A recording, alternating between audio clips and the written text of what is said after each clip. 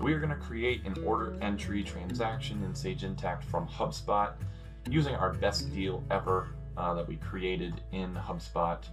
So this deal has already been created, obviously, and has a few things associated with it, a company and a line item. So I'm just going to run the integration in Data Blend real quick, kick off this workflow, which is a 6-step workflow, which shouldn't take too long to run all the steps. And once that is complete, we can go into Sage Intacct,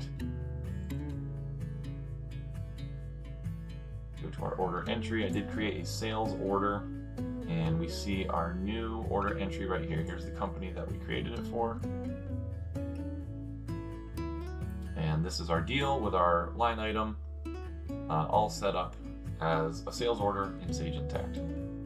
All right, so we are going to build a workflow between HubSpot and Sage Intacct, and we are going to be creating order entry transactions. So first step, we're going to choose our HubSpot credential, which then will populate with all the fields we need for this workflow.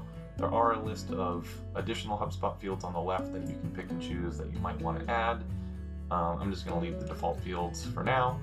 And there is a filter section where you can filter the data by specific properties and values within those properties if needed.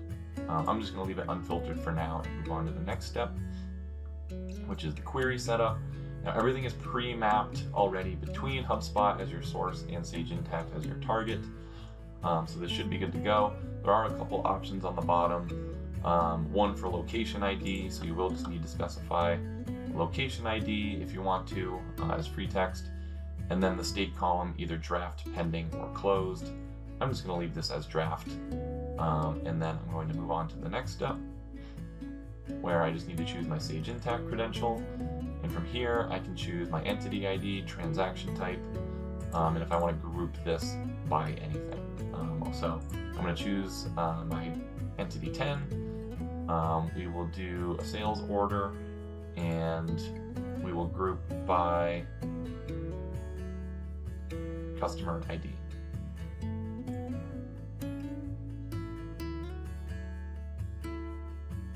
And then we'll just hit next, and this will create the workflow.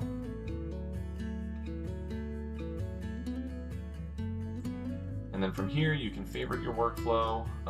You can run the workflow right here, right now.